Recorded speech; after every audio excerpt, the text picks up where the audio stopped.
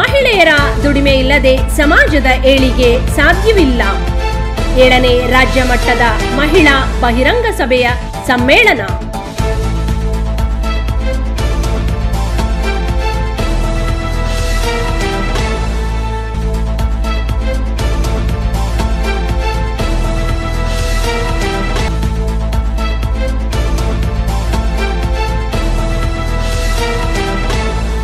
ಮಹಿಳೆಯರ ದುಡಿಮೆ ಇಲ್ಲದೆ ಸಮಾಜದ ಏಳಿಗೆ ಸಾಧ್ಯವಿಲ್ಲ. ಹೆಣ್ಣು ಸಂಕುಲ ಸತ್ತರೆ ಇಡೀ ಮನುಷ್ಯ ಸಂಕುಲ ಸತ್ತಂತೆ ಎಂದು ಲೇಖಕಿ ಹಾಗೂ ಸಾಮಾಜಿಕ ಹೋರಾಟಗಾರರಾದ ರೂಪಾ ಹಾಸನ ಹೇಳಿದರು. ನಗರದ ಶ್ರೀ ಬೀರಲಿಂಗೇಶ್ವರ ದೇವಾಲಯದ ಆವರಣದಲ್ಲಿ ಅಖಿಲ ಭಾರತ ಮಹಿಳಾ ಸಾಂಸ್ಕೃತಿಕ ಸಂಘಟನೆ ವತಿಯಿಂದ ಆಯೋಜಿಸಿದ್ದ 7ನೇ ರಾಜ್ಯ ಮಟ್ಟದ ಸಮ್ಮೇಳನದ ಉದ್ಘಾಟನೆ ನೆರವೇರಿಸಿ ಮಾತನಾಡಿದ ಅವರು, ಪುರುಷ ನಿರ್ಮಿತ ಜಾತಿ ಮತಗಳಲ್ಲಿ ಸಂಪ್ರದಾಯದ ಹೆಸರಿನಲ್ಲಿ ಹೆಣ್ಣಿನ ಶೋಷಣೆ, ಸನಾತನ ಧರ್ಮದ ಸಂಸ್ಕೃತಿಯ ಕಟ್ಟುಪಾಡಿನಲ್ಲಿ ಹೆಣ್ಣನ್ನು ಬಂಧಿಸಿಡಲಾಗಿದೆ. ಹೆಣ್ಣು ಮಕ್ಕಳು ಕೇವಲ ವೋಟ್ ಬ್ಯಾಂಕ್ ಅಲ್ಲ, ಆಕೆ ರಾಜಕೀಯ ಒಳಗೊಂಡಂತೆ ಎಲ್ಲ ಕ್ಷೇತ್ರದಲ್ಲಿ ತೊಡಗಿಸಿಕೊಳ್ಳಬೇಕಾದ ಅವಶ್ಯಕತೆ ಇದೆ ಎಂದರು. ಗ್ರಾಮೀಣ ಪ್ರದೇಶದ ಹೆಣ್ಣು ಮಕ್ಕಳಿಗೆ ಶಿಕ್ಷಣ, ಉದ್ಯೋಗ ಸಿಗುವಂತಾಗಬೇಕು. ಮಹಿಳೆಯರ ದುಡಿಮೆ ಇಲ್ಲದೆ ಸಮಾಜದ ಏಳಿಗೆ ಸಾಧ್ಯವಿಲ್ಲ. ಸಮಾಜದ ಏಳಿಗೆಗೆ ಕಾರಣವಾಗಿರುವ ಮಹಿಳೆಗೆ ಕಟ್ಟುಪಾಡುಗಳನ್ನು ವಿಧಿಸಲಾಗುತ್ತಿರುವುದು ದುರಂತ ಎಂದರು.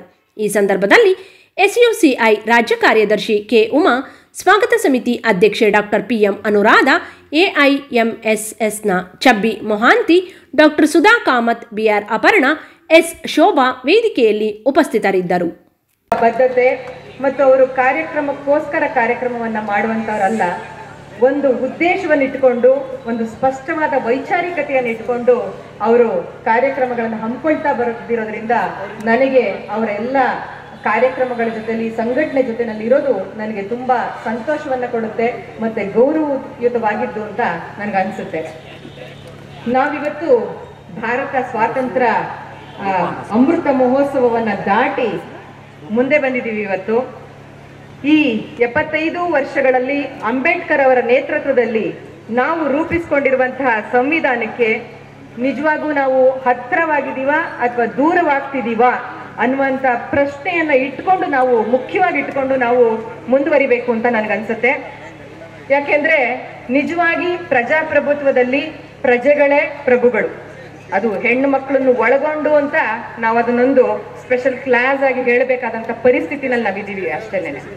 ಆದ್ರೆ ಈ ಹಾದಿನಲ್ಲಿ ನಾವಿದೀವ ನಿಜವಾಗೂ ಬಹುತ್ವ ಭಾರತದ ಆಶಯಗಳಿಂದ ನಾವು ಯಾಕೆ ಮತ್ತು ಹೇಗೆ ದೂರ ಆಗ್ತಾ ಇದ್ದೀವಿ ಅನ್ನುವಂಥ ಪ್ರಶ್ನೆಗಳಿಗೆ ಉತ್ತರವನ್ನ ಕಂಡುಕೊಳ್ಬೇಕಾಗಿರೋದು ಇವತ್ತಿನ ತುರ್ತು. ಯಾಕೆಂದ್ರೆ ಇದರಲ್ಲೇನೆ ಹೆಣ್ಣು ಮಕ್ಕಳ ಅಳಿವು ಮತ್ತು ಉಳಿವಿನ ಪ್ರಶ್ನೆ ಇದೆ ಅಂತ ನಾನು ನಂಬಿದ್ದೀನಿ.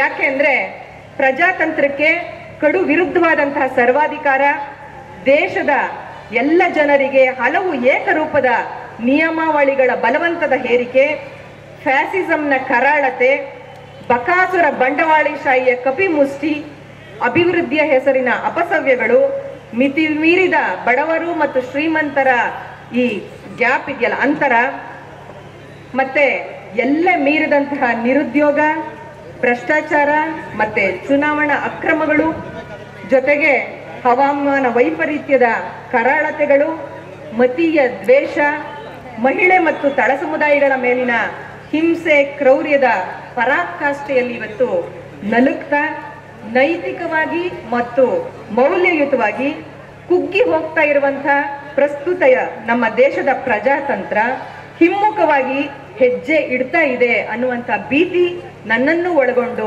ಎಲ್ಲ ವಿಚಾರವಂತರನ್ನ ಕಾಡ್ತಾ ಇದೆ ಅಂತ ನಾವು ಕೂಗಿ ಕೇಳಬೇಕಾದಂತ ಸಂದರ್ಭ ಇದಾಗಿದೆ.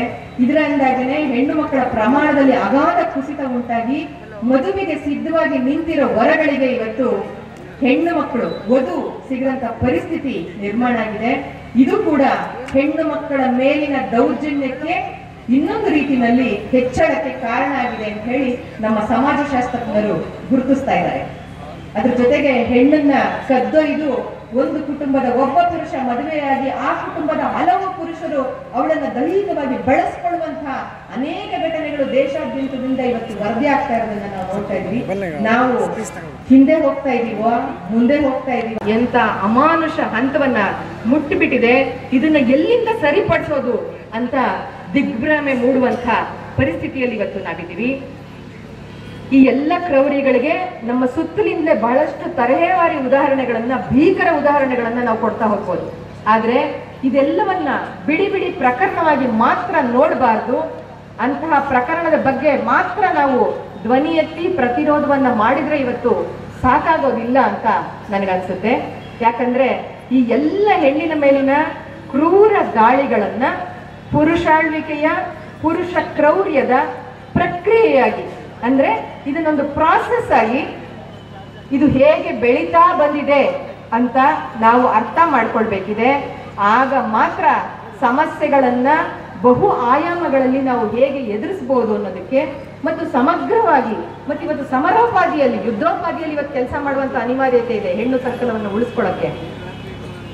ಅದನ್ನ ಹೇಗೆ ತುರ್ತಾಗಿ ಮಾಡಬೇಕು ಅನ್ನೋದು ನಮ್ಗೆ ಅವಾಗ ಅರ್ಥ ಆಗುತ್ತೆ ಅಂತ ನನಗನ್ಸುತ್ತೆ. ಇಡಿಯಾಗಿ ಈ ಪುರುಷ ಪ್ರಧಾನ ಸಮಾಜವನ್ನ ಬದಲಾವಣೆಗೊಳಿಸಿ ಅದನ್ನ ಸಂವಿಧಾನದ ಸಮಾನತೆಯ ಆಶಯದಿಂದ ಪುನರ್ ನಿರ್ಮಿಸಿ ಹೆಣ್ಣು ಸಂಕುಲದ ಸಮಗ್ರ ಔನ್ನತ್ಯಕ್ಕೆ ಬೇಕಾದ